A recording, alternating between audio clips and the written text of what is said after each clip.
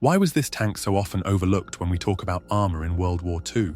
Its crews suffered some of the worst conditions of the entire war, far worse than those in the highly publicized Tigers, Panthers, or even the famously underprotected Shermans.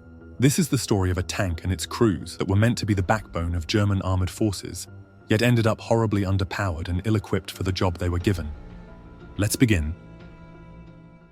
When the Panzer III was conceived in the early 1930s, Germany was quietly preparing for the next war. It was still under the restrictions of the Versailles Treaty, so official tank development was done behind the scenes. They wanted a fast, flexible, well-coordinated battle tank. The Panzer III was meant to engage and destroy enemy armor, while the Panzer IV provided close infantry support. That is an important point.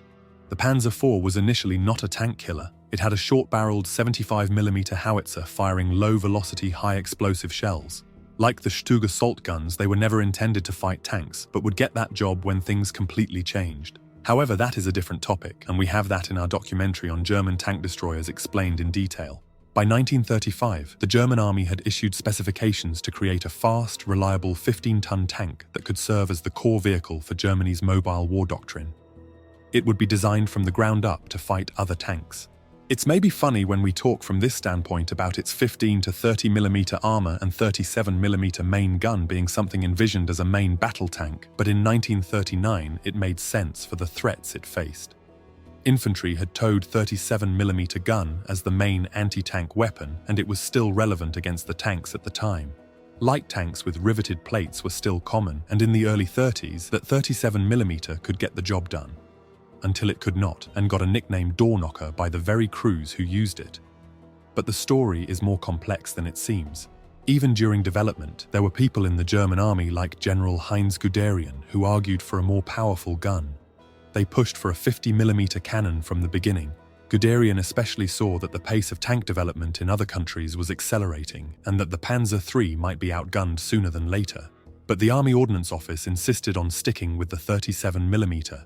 Early Panzer III models, from A through D, were basically trial runs, and very few were made. The Model E, introduced in 1938, was the first really combat-ready version.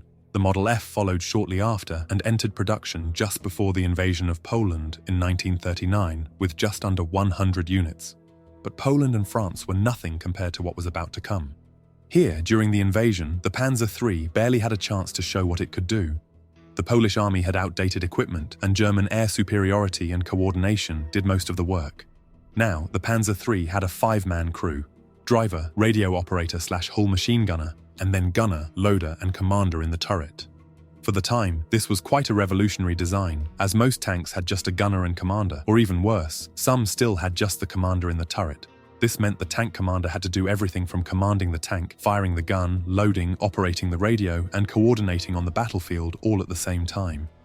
That gave German tank crews a big advantage over Polish and even many early Allied tanks, where the commander was doing everything at once.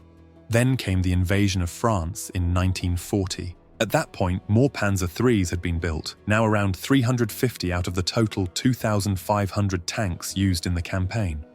Most were still armed with the 37mm gun, although the first couple of desperately requested 50mm variants were just beginning to show up. Against lighter French tanks, the Panzer III again did fine, but it ran into serious trouble when facing the heavier French Char B1 and the British Matilda II. German crews were shocked to see their shells bouncing off even at point-blank range. They had to either outflank them or call in 88mm anti-aircraft guns to destroy them, as they were simply immune to their tanks specifically designed to fight tanks. This was supposed to be a wake-up call for the High Command, and although they realized they had a problem, the solution didn't come. Hitler personally ordered that the Panzer III be upgraded with a long-barreled 50mm L60 gun, which had higher muzzle velocity and better armor penetration. But here is where internal politics and industrial delays stepped in. The Ordnance Office didn't carry out the order. They argued that factories had only just begun building tanks with the short-barreled 50mm L42, and switching so soon would delay production. So Panzer III production continued with the short 50mm gun for the next several months, basically ignoring Hitler's order. By the time Hitler found out in early 1941, he was understandably furious, but the damage was already done. By Operation Barbarossa in June 1941, a large portion of Germany's armored forces still used undergunned Panzer IIIs, and their crews were about to be shocked more than ever very soon. However, about 3 months before Barbarossa and the Panzer III's fiasco you are about to hear, came one horrific front where these tanks and their crews would be in the spotlight, and that is North Africa. It was in March 1941 that the first units of the Afrika Korps, under the command of Erwin Rommel, arrived in North Africa. Germany hadn't originally planned to fight there, but after Italy's humiliating defeats to the British in Libya, Hitler had no choice but to intervene. What began as a small support operation quickly escalated into a full-scale desert war, and right at the center of Rommel's aggressive armored thrusts was their workhorse, the Panzer III. The first models to arrive were mostly F&G, still armed with either the outdated 37mm door knocker or in some cases, the newer but still limited 50mm L42, which is the short-barreled one. For the early months, this still wasn't a disaster. The British were fielding lighter tanks like the Crusader, and while the Matilda had strong armor, the wide-open desert plains allowed the German tanks to outmaneuver and destroy it from the sides. Or even better, use the 88mm flak guns that were now ever more often used for this purpose. At that stage, the Panzer III still had the edge in training, communication, visibility, and speed under the brilliant command of General Rommel. Crews were experienced, turret coordination was smooth thanks to the three-man setup, and German optics were the best in the world. However, as Allied tanks were improving, German Panzer III gunners more often found themselves firing multiple shots at close range at the side of the enemy tank in hope of destroying it, and everything became even worse with the arrival of American tanks. At first, the M3 Lee, with its 75mm hull gun, outranged Panzer III's completely, and its frontal armor was impenetrable by 37 and even 50mm guns. Even worse, then came the M4 Sherman. And although not remembered as a tank killer like the German Big Cats, for the Panzer III designed in the 1930s, the Sherman was now on another level. Long-barreled 50mm guns in Model J were now arriving, with later models adding spaced armor upgrades on their desperately thin armor that could barely stop heavy machine gun fire. North Africa wasn't an ordinary battlefield. It was an environmental monster and quite contributing to the horrors of panzer crews, even without the enemy action. The heat was obviously brutal, and being in a tank under scorching desert sun didn't help for sure, while at night you could die from hypothermia. Sand and fine dust worked into every moving part. Turrets jammed, cannons and machine guns malfunctioned, and tank engines could just stop working or overheat at any moment without warning. But all of that would be nothing compared to the horrific tank battles that were coming. When you look on paper, Panzer III and its crews in North Africa should have been completely obliterated, but this was cushioned by Rommel's tactics and the arrival of improved Panzer IVs with the new long-barreled 75mm gun taking over tank fighting from the Panzer III. Because 50mm was the best upgrade it could get, as it was limited by its smaller turret ring and, of course, ridiculously thin armor, the Panzer III was used to outflank and outmaneuver Allied positions. But by May 1943, the North African campaign was over, with the Germans being beaten badly and the remaining panzers left either destroyed, captured, or abandoned. Yet still, when it comes to panzer crews, those who survived to fight on multiple fronts would still say that the worst was without question the East, and you're now going to see why. When Germany launched the invasion of the Soviet Union, out of 3,000 tanks, a third were Panzer IIIs, now mostly with the short-barreled 50mm gun.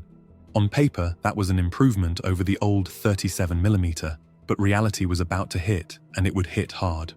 What the Germans expected was another fast, mobile campaign, and at first everything seemed like one.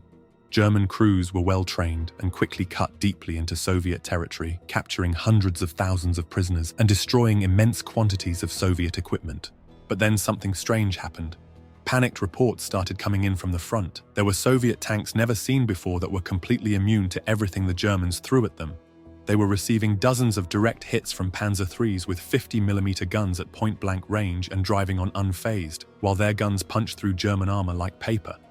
What they were running into were KV-1s, KV-2s, and worst of all, a completely unknown design at the time, the T-34. KVs weighed almost 3 times as much as the Panzer III, and the T-34 had revolutionary sloped armor. Both were armed with 76mm guns that had no problem against German tanks at the time. 88mm flaks were now the only thing that could effectively destroy them. But the Soviet tanks were just one part of the problem. There was another, much more numerous threat that was easy, quick, and cheap to produce, and a single hit from it could ruin the day for any Panzer III crew: the anti-tank rifles. PTRD and PTRS were the 14.5mm Soviet anti-tank rifles designed for fighting light armor, and they were extremely dangerous to Panzer III crews. Because of them, the Germans added spaced armor and side skirts to help tumble and deflect armor-piercing rounds, but they still remained a threat. The round would penetrate the armor and then ricochet inside the tank. And well, you could imagine the outcome for the crew. To make matters worse, the Russian terrain, the snow, the winter, and later the shift to heavy urban combat in cities now stripped the Panzer III crews of the only thing they relied on, the mobility. By the time German forces reached Stalingrad, the Panzer III was already struggling to stay relevant.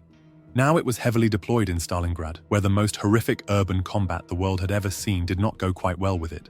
Crews could not even elevate the gun enough to fire at high buildings in narrow, destroyed streets. Molotov cocktails, mines, and satchel charges were falling from windows and corners. Hundreds of Panzer IIIs were surrounded with the German Sixth Army, and you know what happened to them. Almost no one ever came back. However, despite the obvious reasons the Panzer III was being outclassed by this point in the war, it was still being produced in some numbers. But now it was rather for infantry support than tank combat. It was being replaced by the Panzer IV in frontline combat as much as possible, while the Panzer III chassis was much better used as a base for assault guns that could carry potent 75mm anti-tank guns.